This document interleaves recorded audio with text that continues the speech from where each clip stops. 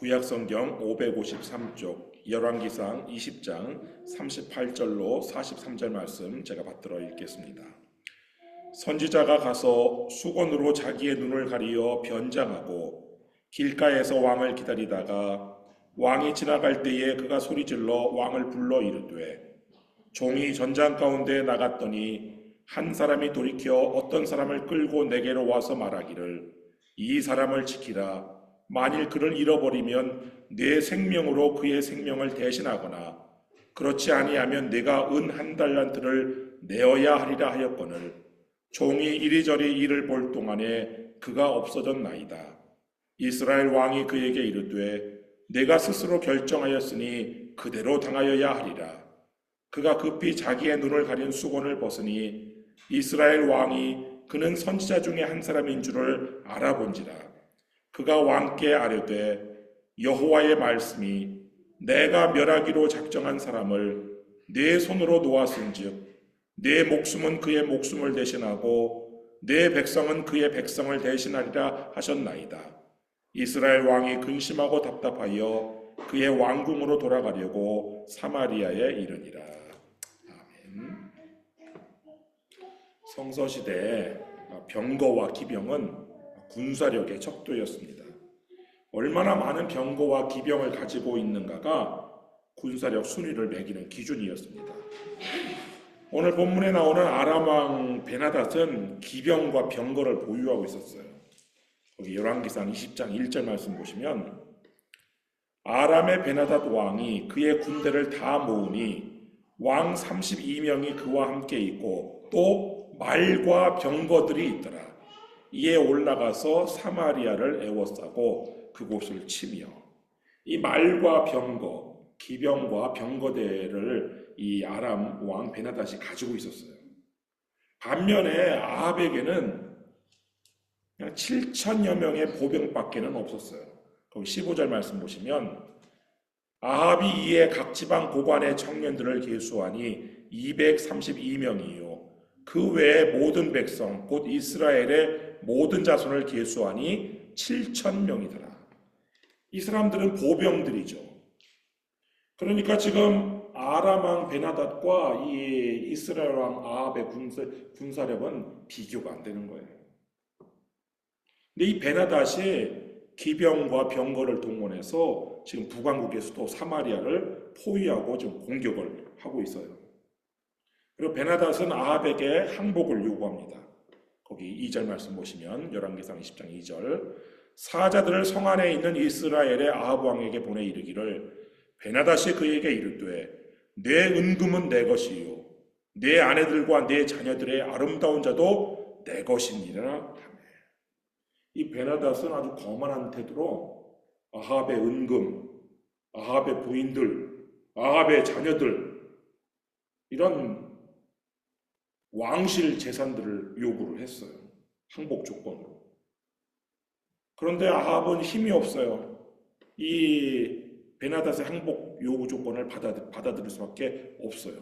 4절 말씀 보면 이스라엘의 왕이 대답하여 말하기를 내 주 왕이여 왕의 말씀같이 나와 내 것은 다 왕의 것이니이다 하였더니 그래가지고 아합은 병거와 기병을 가진 이 베나닷에게 자신의 재산과 자신의 아내와 자신의 자녀들을 다 넘겨주는 이 치욕적인 항복 조건을 수용해서라도 싸움이 안 되니까 군사력의 차이가 너무 크니까 여기서 전쟁을 그치기를 원했어요. 근데 이 베나닷의 마음이 바뀌었어요.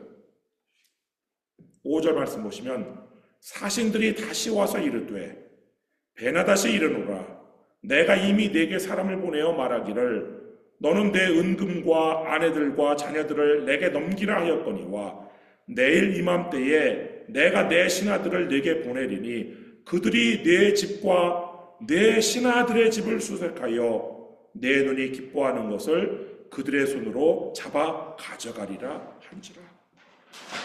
항복 조건으로 아합의 왕실 재산뿐 아니라 신하들의 재산까지 요구를 한 거예요.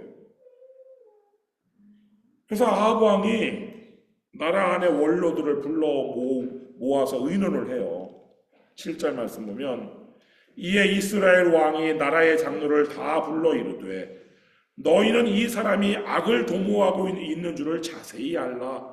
그가 내 아내들과 내 자녀들과 내 은금을 빼앗으려고 사람을 내게 보냈으나 내가 거절하지 못하였노라.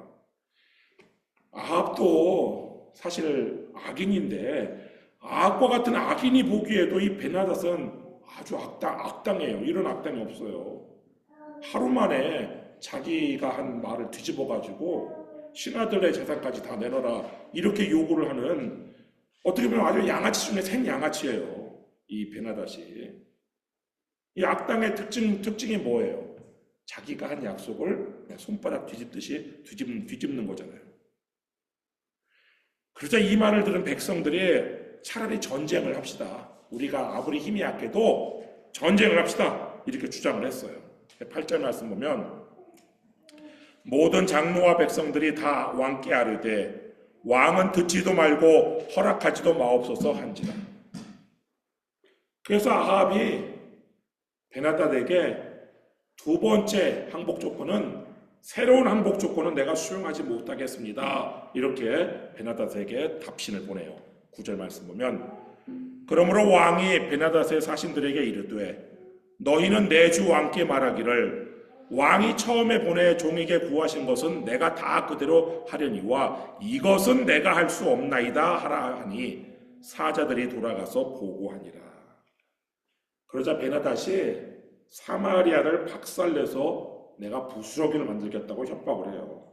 10절 말씀 보면은 그때 베나닷이 다시 그에게 사람을 보내어 이르되 사마리아에 부스러진 것이 나를 따르는 백성의 무리의 손에 채우기에 족할 것 같으면 신들이 내게 벌 위에 벌을 내림이 마땅하리라 하매. 허나 아합은 베나닷의 이 협박에 굴하지 않고 당당하게 맞서요. 11절 말씀 보시면 이스라엘 왕이 대답하여 이르되 갑옷 입는 자가 갑옷 벗는 자 같이 자랑하지 못할 것이라 하라 하니라. 아합이 말한 말 중에 최고 멋있는 말 같아요. 갑옷 입는 자, 전쟁에 나가는 사람이 전쟁을 해보지도 않고 승리를 하고 집에 와서 갑옷을 벗은 다음에야 자랑할 수 있는 것이지, 전쟁 해보지도 않고 지금 그렇게 네가 이길 것 같은, 네가 이겨가지고 네 신하, 네 백성들이, 너의 군대들이 우리 사마리아 성을 약탈한다라고 확신을 네가 갖고 있느냐? 이렇게 얘기하니까 사실 이 아합의 이런 반응은 이 베나닷은 전혀 예상하지 못한 반응이었어요. 왜냐하면 베나닷이 볼 때 이 아합은 그냥 이세벨의 치맛자락 뒤에 숨는 그런 존재였거든요. 이런 인물이 이렇게 당당하게 나올 줄은 전혀 예상하지 못하고 그냥 술 마시고 있었어요. 전쟁 중에 술판을 벌이고 있었어요. 12절 말씀 보면 그때 베나닷이 왕들과 장막에서 마시다가 이 말을 듣고 그의 신하들에게 이르되 너희는 진영을 치라 하매 곧 성읍을 향하여 진영을 치니라. 이제 아합이 살려달라고 빌겠지 이렇게 생각했던 이 베나닷이 이 뜻밖의 이 아합의 반응에 성을 이제 공격할 공성전 준비를 하라고 이 부하들에게 명령을 내렸어요. 도대체 아합이 무슨 용기가 있어서 이렇게 할 수 있었을까요? 아합이 갈멜산에서 하나님께서 불로응답하는 걸 아합의 눈으로 봤거든요. 엘리야와 바알 선지자가 대결을 할 때 바알 선지자 400명은 아무리 별의별 짓을 다 해도 불이 내려오지 않았어요. 그런데 엘리야는 한 번 기도하니까 그냥 불이 내려오는 것을 아합이 봤단 말이에요. 그때부터 아합도 여호와께서 참 하나님임을 알게 되었어요. 그래서 이 선지자가 전하는 하나님의 말씀을 듣는데 13절 말씀 보면 한 선지자가 이스라엘의 아합 왕에게 나아가서 이르되 여호와의 말씀이 내가 이 큰 무리를 보느냐 내가 오늘 그들을 내 손에 넘기리니 너는 내가 여호와인 줄을 알리라 하셨나이다. 이 아합 왕이 이런 용기를 낼 수 있었던 것은 어쩌면 보이지 않는 숨은 하나님의 선지자가 있었던 것 같아요. 아합 곁에. 근데 그 선지자가 이렇게 하나님의 말씀을 전하는데, 기병대와 병거대를 동원한 대규모 병력으로 지금 이 사마리아를 포위 공격하는 저 아람 무대를 네가 보느냐? 저 교만하고 거만하고 저 악한 악을 도모하는 저 베나닷을 네가 보느냐? 그렇지만 내가 저 군대를 네 손에 붙이겠다. 네가 그제서야 또 나를 여호와인 줄을 알리라. 하나님께서는요, 다시 한번 이 아합에게 자신이 하나님임을 보이겠다라고 말씀을 하셨어요. 그러자 아합이 구체적인 전략을 하나님께 물어요. 14절 말씀 보면 아합이 이르되 누구를 통하여 그렇게 하시리이까? 대답하되 여호와의 말씀이 각 지방 고관의 청년들로 하리라 하셨나이다. 아합이 이르되 누가 싸움을 시작하리이까? 대답하되 왕이니이다. 아합이 여쭙는 이 구체적인 전쟁 전략에 대해서 하나님께서는 아합이 직접 각 지방 고관의 청년들을 이끌고 성 밖에 나가 싸워라 이렇게 명령을 하셨단 말이에요. 그래서 아합이 각 지방 장관들의 젊은 군인들의 수가 몇 명인지 점검을 해봤어요. 15절 말씀 보면 아합이 이에 각 지방 고관의 청년들을 계수하니 232명이요. 그 외에 모든 백성 곧 이스라엘의 모든 자손을 계수하니 7,000명이더라. 수를 세어보니까 겨우 232명이에요. 그 외에 싸울 수 있는 군사의 수도 7,000명에 불과했어요. 나라 안의 모든 장로와 백성들이 다 전쟁하자고 주장했지만 실제로 전쟁하겠다고 왕을 돕겠다고 사마리아 성 안에 들어온 숫자가 이거밖에 없는 거예요. 물론 베나닷이 포위를 하고 있었으니까 성 안으로 뚫고 들어올 수 없었을 수도 있었겠지요.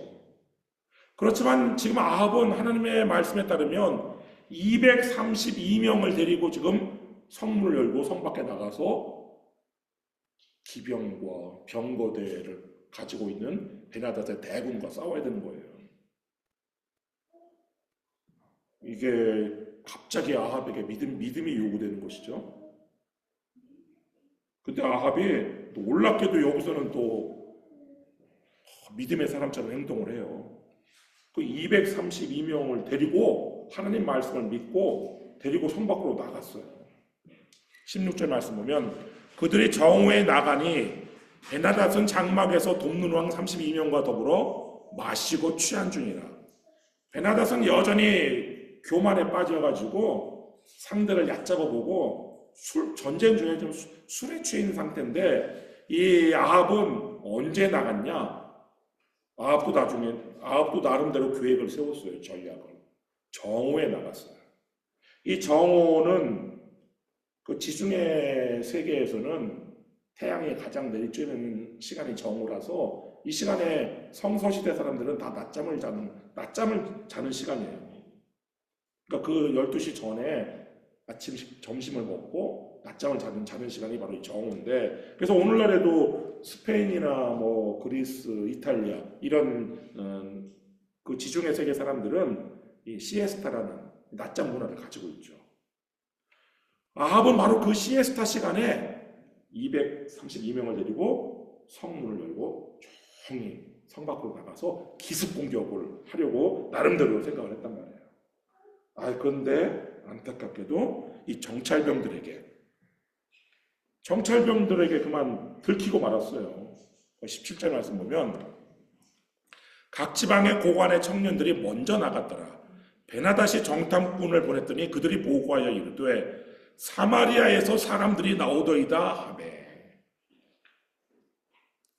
정탐꾼에게 들켜서 이제 기습 공격은 물 건너갔어요. 근데 베나닷이 이런 보고를 받고서는 어떤 명령을 내리냐면 이런 명령을 내리는데 18절 그가 이르되 화친하러 나올지라도 사로잡고 싸우러 나올지라도 사로잡으라 하니라. 정말 이 베나닷이 다시 한번 악인이라는 것을 보여주는 짓인데, 여러분 전쟁 중에 화친을 교섭하러 나온 사람을 사로잡는 법은 없어요.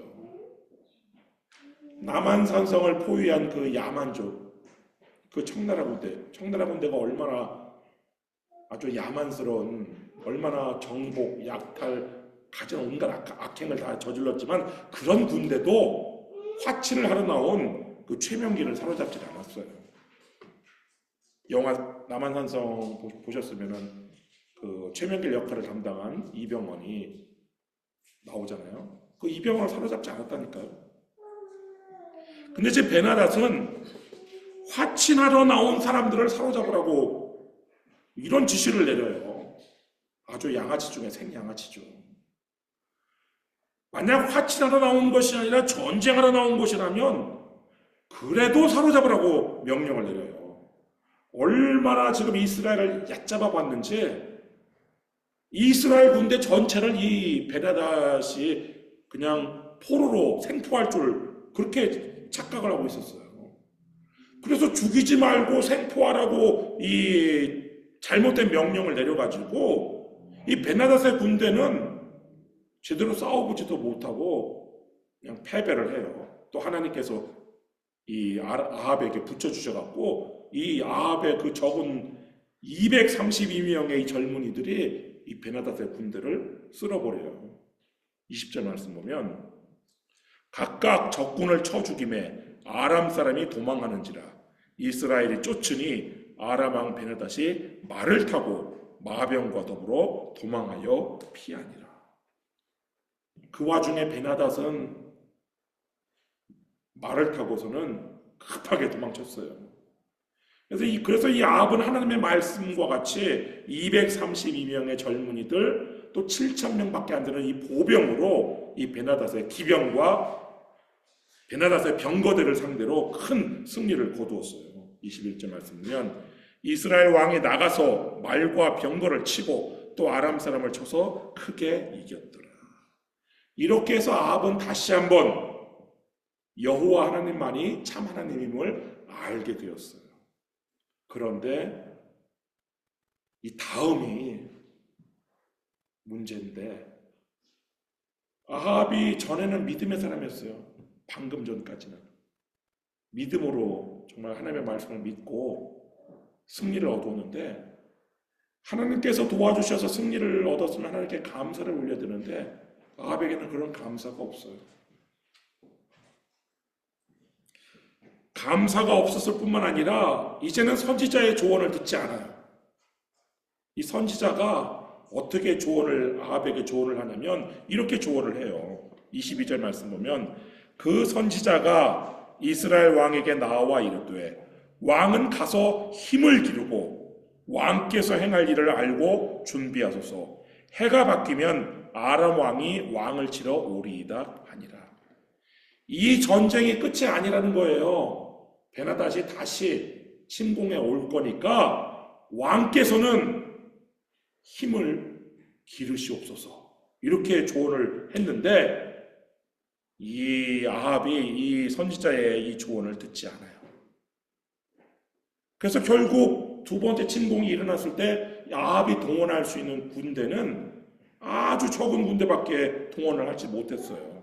거기 27절 말씀 보면은 이스라엘 자손도 소집되어 군량을 받고 마주 나가서 그들 앞에 진영을 치니 이스라엘 자손은 두 무리의 적은 염소떼와 같고 아람 사람은 그 땅에 가득하였더라.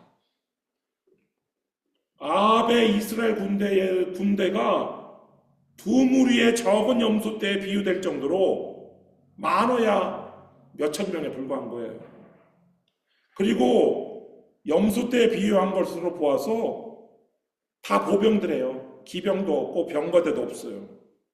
사실은 아합이 하나님의 선지자의 말을 들었다면 첫 번째 전쟁에서 수많은 병거와 말들을 노획을 했단 말이에요. 그러면 그 말들과 병거를 운용할 기병과 보병을 어쨌든 양성을 했었어요. 병거대를 양성했었어야 되는데 아합이 그렇게 하지 않은 거예요. 그런데 그럼에도 불구하고 하나님께서 다시 한번 아합에게 승리를 약속을 해주시는데 28절 말씀 보시면 그때 하나님의 사람이 이스라엘 왕에게 나와 말하여 이르되 여호와의 말씀에 아람 사람이 말하기를 여호와는 산의 신이요 골짜기의 신은 아니라 하는도다. 그러므로 내가 이 큰 군대를 다 네 손에 넘기리니 너희는 내가 여호와인 줄을 알리라 하셨나이다 하니라. 그 이유는 아합이 또 이스라엘 사람들이 선해서가 아니라 이 아람 사람들이 이 베나닷의 신하들이 했던 말 때문이었어요. 이 베나닷의 신하들은 첫 번째 전쟁에서 패한 이유를 사마리아 성이 위치한 산악 지형 때문으로 그렇게 해석을 했어요. 23절 말씀 보면 아람 왕의 신하들이 왕께 아뢰되 그들의 신은 산의 신이므로 그들이 우리보다 강하였거니와 우리가 만일 평지에서 그들과 싸우면 반드시 그들보다 강할지라. 천지를 창조하신 하나님을 이 베나닷의 신하들이 산신령 그런 아주 그냥 산의 그 사마리아 산의 신으로 그런 산신으로 그냥 격하를 시켰단 말이에요. 이런 말을 들은 하나님께서 그래? 그렇다면 너희들이 평지에서 한번 싸워봐라. 평지에서도 내가 너희를 패하게 하면 그때서야 이제 모든 사람들이 내가 하나님이라는 것을 알겠지 하고서는 승리를 약속하셨어요.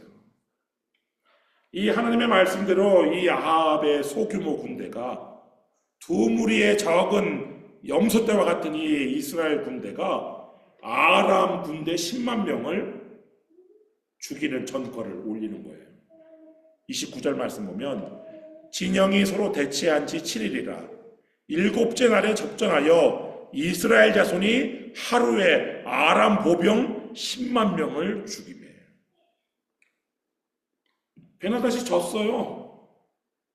그리고 이 남은 자들은 도망가는데 어디로 도망을 쳤느냐? 성벽이 있는 성 안으로 도망쳤어요. 거기 30절 말씀 보면 그 남은 자는 아벡으로 도망하여 성읍으로 들어갔더니 그 성벽이 그 남은 자 2만 7천 명 위에 무너지고 베나닷은 도망하여 성읍에 이르러 골방으로 들어가니라. 근데 갑자기 멀쩡했던 성벽이 이 베나닷의 남은 병력 2만 7천 명에게 무너지는 거예요. 그래서 그냥 성벽이 깔려 다 죽어버리고 성벽은 없어졌어요. 이제 성벽이 없으면 이제 이 이스라엘 군대가 이 베나닷 왕을 잡으러 오는 건 시간 문제예요. 베나닷은 골방으로 숨어 들어갔어요. 아무도 못 찾는 비밀스러운 골방에 숨어 들어갔고 이제 이 베나닷 곁에는 군사가 남아있잖아요. 그냥 소수의 신하들밖에 없어요. 이 모든 일이 이 하나님께서 이 교만한 베나닷을 대적하신 까닭에 이런 일이 일어났던 것이죠. 하나님께서는 이 교만하고 악한 이 베나닷을 멸하기로 작정하셨어요. 그런데 아합이 하나님께서 멸하기로 작정한 이 베나닷을 갑자기 형제라고 불러요. 자신의 입으로 악을 도모하는 악인이라고 했던 이 베나닷을 형제라고 불러요. 32절 말씀 보시면 그들이 굵은 배로 허리를 동이고 테두리를 머리에 쓰고 이스라엘의 왕에게 이르러 이르되 왕의 종 베나닷이 청하기를 내 생명을 살려주옵소서 하더이다. 아합이 이르되 그가 아직도 살아있느냐? 그는 내 형제이니라. 아니 얼마 전 지난번까지 이 아람 왕 베나닷이 내가 너의 주인이다. 네 것은 내 것이다. 이렇게 했는데 이제는 왕의 종 베나닷이라고 자신을 낮춰요. 그리고 이 사신들이 굵은 배로 허리를 동이고 테두리를 머리에 썼다는 것은 자신을 낮추는 거예요. 근데 이 아합이 이 베나닷이 자신을 낮추고 이 베나닷의 사신들이 겸비한 그 외모에 속아가지고 갑자기 아합의 형제라고 이 베나닷을 부르는 거예요. 그리고서는 이 하나님께서 멸하기로 작정한 이 베나닷의 손을 잡는데 33절 말씀 보면 그 사람들이 좋은 징조로 여기고 그 말을 얼른 받아 대답하여 이르되 베나닷은 왕의 형제니이다. 왕이 이르되 너희는 가서 그를 인도하여 오라. 베나닷이 이에 왕에게 나아오니 왕이 그를 병거에 올린지라. 그러니까 이 사신들이 아이고 이거 좋은 징조구나. 그러면서 베나닷은 왕의 형제입니다. 이렇게 얘기하니까 이 아합이 어리석게도 베나닷을 데리고 오라고 하는 거예요. 그래서 베나닷이 죽을 줄 알았는데 형제의 칭호를 듣고 갔더니 아합이 또 손을 잡아서 자신의 병거에 올려주는 거예요. 그러니까 이 베나닷이 아합에게 어떤 약속을 하느냐? 우리가 예전에 빼앗은 땅을 다 돌려주겠습니다. 이런 약속을 해요. 34절 말씀 보면 베나닷이 왕께 아뢰되 내 아버지께서 당신의 아버지에게서 빼앗은 모든 성읍을 내가 돌려보내리이다. 또 내 아버지께서 사마리아에서 만든 것 같이 당신도 다메섹에서 당신을 위하여 거리를 만드소서. 아합이 이르되 내가 이 조약으로 인해 당신을 놓으리라 하고 이에 더불어 조약을 맺고 그를 놓았더라. 이 베나닷이 아합에게 우리가 빼앗았던 땅 다 돌려주겠습니다. 또 당신의 이름을 딴 거리를 우리 아람의 수도 다메섹에 만들겠습니다. 그러니까 명예를 준다는 것이죠. 꽃을 주겠다, 열매를 주겠다. 이런 약속을 해준 거예요. 그래서 이 아합이 그 약속을 믿고 베나닷을 놓아줬어요. 여러분, 베나닷이 그 약속을 지켰을까요? 베나닷이 약속을 지키는 사람이라면 베나닷은 하나님께서 멸하기로 작정한 악인이 아니죠. 이 생양아치였던 이 베나닷은 위기를 모면하니까 내가 언제 그랬냐는 듯이 약속을 지키지 않아요. 땅을 돌려주지 않아요. 이 아합의 이름을 딴 거리를 다메섹에 만들지 않았어요. 그러자 아합이 남왕국 유다와 지금 사돈 관계잖아요. 아합의 딸을 남왕국 유다의 여호사밧 왕의 왕자에게 시집 보낸 그 남왕국과 연합해가지고 이 빼앗겼던 땅, 아람에게 빼앗겼던 땅 길앗 라못을 찾기 위해서 그곳으로 올라갔어요. 열왕기상 22장에 나오는데요. 열왕기상 22장 29절 말씀 보시면 이스라엘의 왕과 유다의 여호사밧 왕이 길앗 라못으로 올라가니라. 근데 그 전쟁에서 아합은 영토를 수복하기는커녕 활에 맞아 죽어요. 거기에 이 34절 말씀 보시면 한 사람이 무심코 활을 당겨 이스라엘 왕의 갑옷 솔기를 마친지라. 왕이 그 병거 모는 자에게 이르되 내가 부상하였으니 네 손을 돌려 내가 전쟁터에서 나가게 하라 하였으나 이 아합 왕을 겨냥해서 쏜 것도 아닌데 그냥 날아다니는 그냥 화살에 아합 왕이 그것도 갑옷을 입었기 때문에 이 화살이 갑옷을 뚫지는 못하거든요, 되게. 그런데 이 갑옷과 갑옷 사이 어떻게 그 부분을 화살이 딱 날아와 맞은 거예요. 그러니까 피가 나겠죠. 그래도 금방 이렇게 상처를 처리하면 죽지는 않았겠죠. 그래갖고 이 병거를 모는 보아에게 얼른 돌려서 이 전쟁터에서 빠져나가자 했는데 35절 말씀 보면 이날의 전쟁이 맹렬하였으므로 왕이 병거 가운데에 붙들려 서서 아람 사람을 막다가 저녁에 이르러 죽었는데 상처에 피가 흘러 병거 바닥에 고였더라. 만약에 베나닷처럼 아합 왕이 말을 할 줄 알았다면 말 타고 얼른 도망갈 수 있었을지도 모르겠어요. 그런데 이 병거라는 게 움직일 수가 없는 거예요. 주변에 막 싸우고 있으니까. 그래가고 결국 병거에서 그냥 피를 많이 흘러서 죽고 마는 거예요. 이 모든 일이 하나님의 말씀의 성취였어요. 하나님께서 아합을 책망하셔요. 악인에게 베푼 잘못된 관용에 대해서 하나님께서 아합을 책망하셨는데, 오늘 본문 42절로 돌아와서 보시면, 그가 왕께 아뢰되 여호와의 말씀이 내가 멸하기로 작정한 사람을 네 손으로 놓았은즉 내 목숨은 그의 목숨을 대신하고 내 백성은 그의 백성을 대신하리라 하셨나이다. 하나님께서는 아합의 목숨으로 베나다의 목숨을 대신하겠다라고 말씀하셨고, 그 말씀대로 이 아합은 베나다 목숨을 대신해서 전쟁터에서 죽고 마는 거예요. 교만한 악인과 손을 잡고 악인의 거짓 약속을 믿은 대가가 바로 이거예요. 여러분, 하나님께서요 교만한 사람을 대적하셔요. 베드로전서 5장 5절 말씀 보면, 젊은 자들아 이와 같이 장로들에게 순종하고 다 서로 겸손으로 허리를 동이라. 하나님은 교만한 자를 대적하시되 겸손한 자들에게는 은혜를 주시느니라. 따라서 하나님께서 대적하시는 교만한 자의 손을 잡는 것은 하나님을 대적하는 것과 같은 것이에요. 그래서 시편 기자는 하나님께서 대적하시는 교만한 자에게 관용을 베풀지 않는 사람이 복되다라고 노래를 하는데, 시편 40편 4절 말씀 보시면, 여호와를 의지하고 교만한 자와 거짓에 치우치는 자를 돌아보지 아니하는 자는 복이 있도다. 여러분, 하나님께서 대적하시고 하나님께서 멸하기로 작정하신 교만한 사람, 거짓에 치우치는 사람, 그런 사람들에게요 잘못된 관용을 베푸는 것은 아합의 한 잘못과 같은 거예요.